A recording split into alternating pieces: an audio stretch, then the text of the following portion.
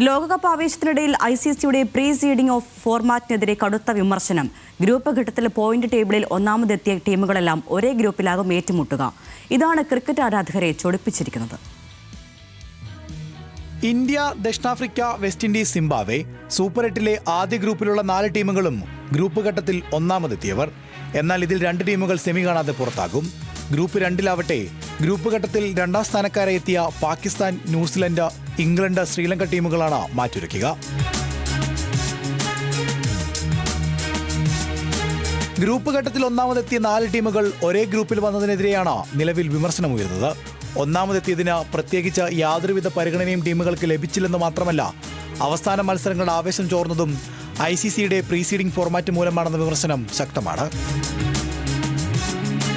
Tournament തുടങ്ങുന്നതിന് മുമ്പ് തന്നെ പ്രമുഖ ടീമുകൾക്ക് ICC നിശ്ചിത സ്ഥാനങ്ങൾ നൽകിയിരുന്നു. A1, B1 എന്നിങ്ങനെ നൽകിയ സ്ഥാനങ്ങളുടെ അടിസ്ഥാനത്തിലാണ് സൂപ്പർ 8-ലെ മത്സരങ്ങളടക്കം ക്രമീകരിച്ചത്. ഇതോടെയാണ് ഏത് സ്ഥാനത്ത് ഫിനിഷ് ചെയ്താലും മുൻകൂട്ടി നിശ്ചയിച്ച സീഡിംഗ് അനുസരിച്ച് സൂപ്പർ 8 ഗ്രൂപ്പിൽ ഇടം ലഭിച്ചത്. സാധാരണഗതിയിൽ ടൂർണമെന്റുകളിൽ ഗ്രൂപ്പ് ചാമ്പ്യന്മാരാകുന്നവർക്ക് അടുത്ത ഘട്ടത്തിൽ താരതമ്യേന എളുപ്പമുള്ള ടീമുകളെയാണ് നേരിടേണ്ടി വരിക. എന്നാൽ ഇവിടെ 1ാം സ്ഥാനത്തെത്തിയവർ പരസ്പരം പോരടിച്ച് പുറത്താകേണ്ടി വരുന്നു.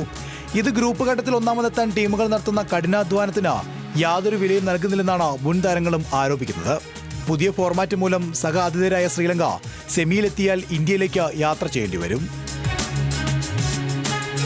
ഇന്ത്യയിലും ശ്രീലങ്കയിലുമായി നടക്കുന്ന ടൂർണമെന്റിൽ വിമാന ടിക്കറ്റുകൾ, ഹോട്ടൽ ബുക്കിംഗ്, സുരക്ഷാ ക്രമീകരണങ്ങൾ എന്നിവ നേരത്തെ തീരുമാനിക്കേണ്ടി വന്നതിനാലാണ് പുതിയ ഫോർമാറ്റ് പരീക്ഷിക്കേണ്ടി വന്നതെന്നും ടീമുകൾ എവിടെ കളിക്കുമെന്ന് മുൻകൂട്ടി അറിയേണ്ടതുണ്ടായിരുന്നുവെന്നുമാണ് ICCയുടെ പക്ഷം. Sports desk, news Malayalam.